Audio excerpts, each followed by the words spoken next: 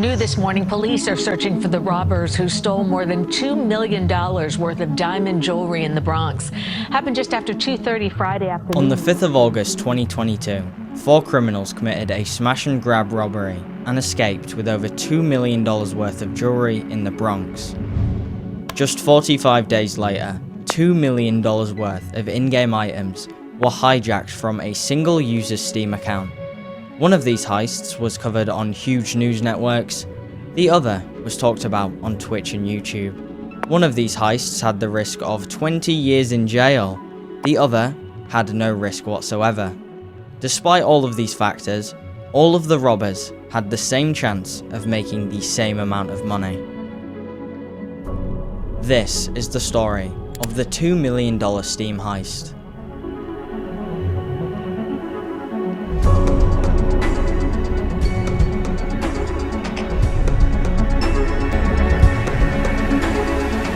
This story begins with a little game called CSGO. Some of you may have heard of it.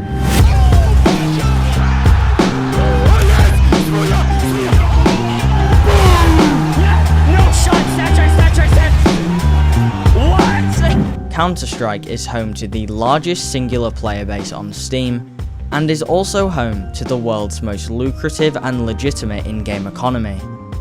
These in-game skins sell for real money millions of times a day, creating a legitimate market that resembles the idea of the stock exchange despite its shallow depth in features and execution. Some skins are worth just a few cents, others are worth enough to buy your family home. Many people old and young, technically savvy and technically incompetent, can't grasp the idea of why an in-game item made from pixels would sell for such an extreme price. Transactions for real-life cash take place on third-party marketplaces that Steam does not own. There are countless sites that offer various ways to trade and sell skins, most of which make millions of dollars from their transaction fees. People make a living through buying and selling skins, people lose their life savings from gambling skins, and some people simply just want to collect. Collecting is often where emotions outweigh monetary gain, which is an extremely difficult thing to achieve unless you have vast amounts of wealth to begin with. However, much like many other markets, the CSGO economy awards those who are patient. This brings us to a man named HFB.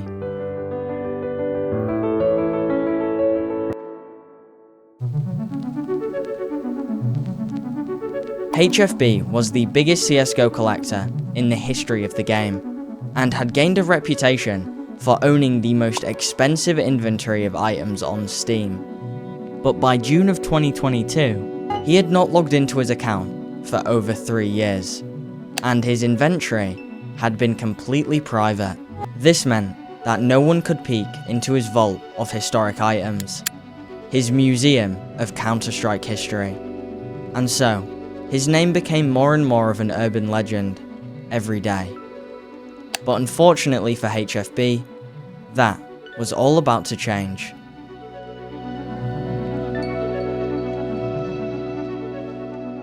On the 16th of June 2021, an unknown Russian CSGO player had devised a plan to break into HFB's vault. They were going to gain access to his Steam account, sell all of his items on a third-party website, and then vanish. On the surface, a naive dream with no substance.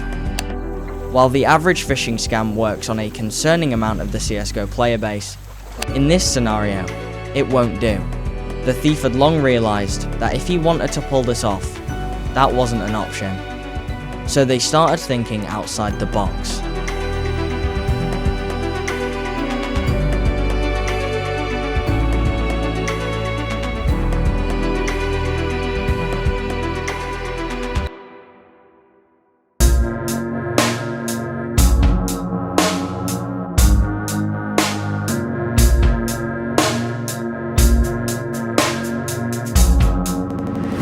You see, a vault is easy to break into with enough time and resources. The tricky part is avoiding the people guarding the vault. That's why the robber knew the only way in was through social engineering. a backdoor. What if you could get Steam support to help you rob the vault instead of guarding it?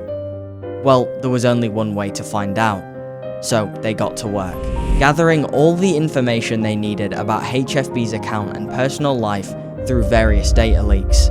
Once they felt like they had enough information, they opened up a Steam support ticket. Now, we could theorize on emails back and forth, security questions, and specifics of the conversation between the thief and Steam support, but I don't really want to go into details on possible ways this CSGO thief might have broken into one of the most valuable digital vaults in the history of the internet.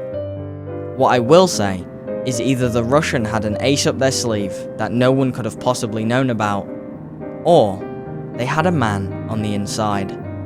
The only thing we know for sure is that by the time the support ticket had ended, the thief was logged into HFB's account with a fresh email and password to go along with it.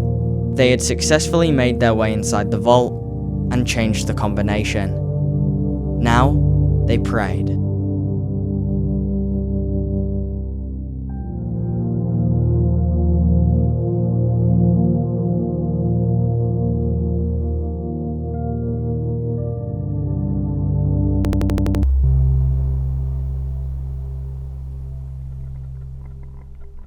If you broke into a vault undetected, what would you do? Would you look around for a few minutes and really take everything in? Or would you rush as fast as you can to fit everything in your bag and go? Well, our thief didn't have the luxury of choice, because they knew as soon as they broke in, they wouldn't be able to leave for a while.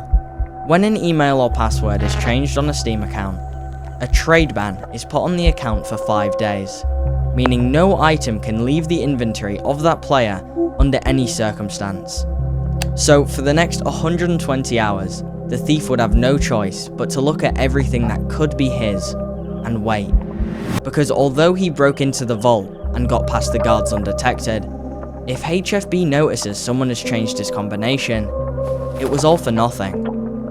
5 restless nights was the only option. Every day, the thief would wake up, praying HFB did not notice someone was living in the walls of his account.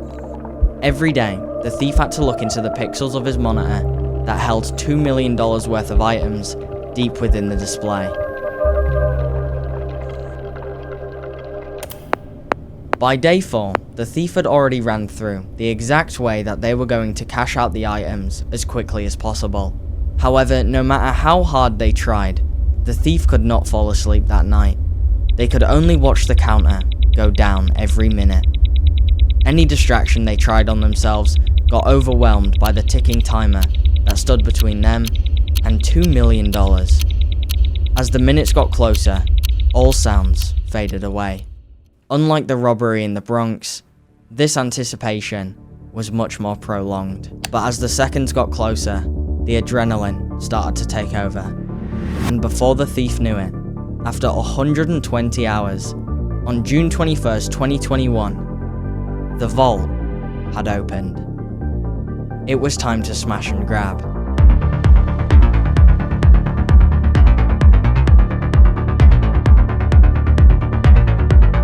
The thief started moving the valuable items out of the vault and onto the third-party marketplaces, where he would list them for roughly 50% under market value for the fastest exit strategy possible. But what was so insane about this heist is the fact that everybody could see what the thief was doing at all times. For you to successfully sell an item on one of these third-party marketplaces, the inventory your item is coming from has to be public. So for the first time in over 3 years, HFB's inventory could be seen by everyone, and the CSGO community couldn't believe it. However, excitement quickly turned into panic as people realized HFB was not in control of his account. Items worth over $100,000 were being sold for $50. Rare pattern-based and low-flow items were being quick sold to bystanders, and suddenly, the museum of memorabilia HFB had owned for years started collapsing in front of the community's eyes.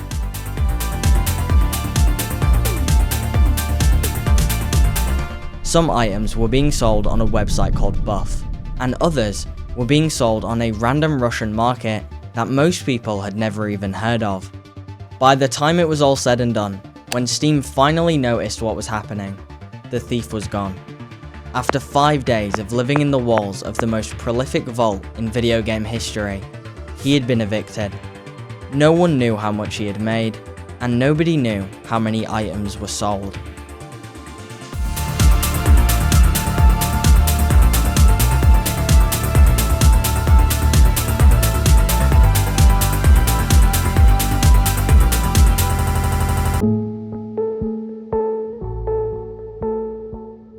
In almost every instance of an account being compromised, Steam does nothing. This is because usually it was an error made by the person who owns the account and not Steam. But in this instance, things are very different, because as we know, it was not HFB's fault his account was compromised. It was a Steam support misstep. So in Steam's mind, there was only one option: to turn back the clocks and reverse time. A thing the CSGO community had never seen before on this scale. Items started disappearing from the players who bought HFB skins on third-party websites, and people started to panic. When word got out, buyers tried to move their items through as many accounts as possible, hiding them in storage containers, making their inventories private, but eventually, after a few days, the vault was back to its original state. And once again, HFB tinted the glass, like nothing ever happened. Now it wasn't HFB who lost hundreds of thousands, it was the rest of the player base. One specific user spent $150,000 sniping HFB's items, and now they were left with absolutely nothing. The third-party marketplaces were doing everything they could to freeze the thieves' funds and refund the players who had lost items. Buff was semi-successful in doing so, but the Russian marketplace was not. It was over. The thief had gotten away with it. When it was all said and done, the thief walked away with upwards of $350,000 in crypto. Nowhere near close to 2 million, but still, a lot of money for some pixels.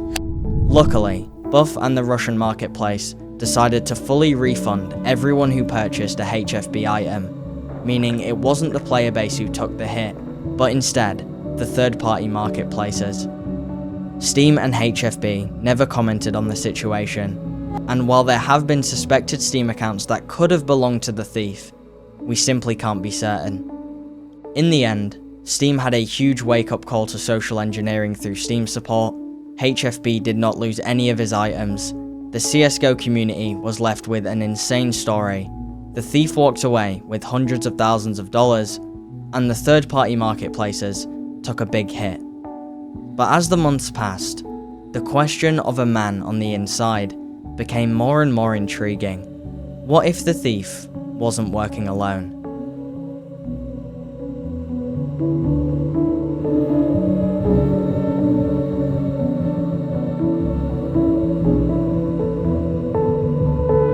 Super important quick announcement. Gradient, my clothing brand that I launched last week. The sale is almost done. The drop is almost finished. Thank you all for the incredible support on it. If you haven't got a piece yet and you want one, now's the time to get one. And if you don't know about the drop, go check it out. The link will be in the description. The quality of these clothes is just insane, and I can't wait for you guys to get your hands on them. But yeah, that's everything. I'll see you guys soon.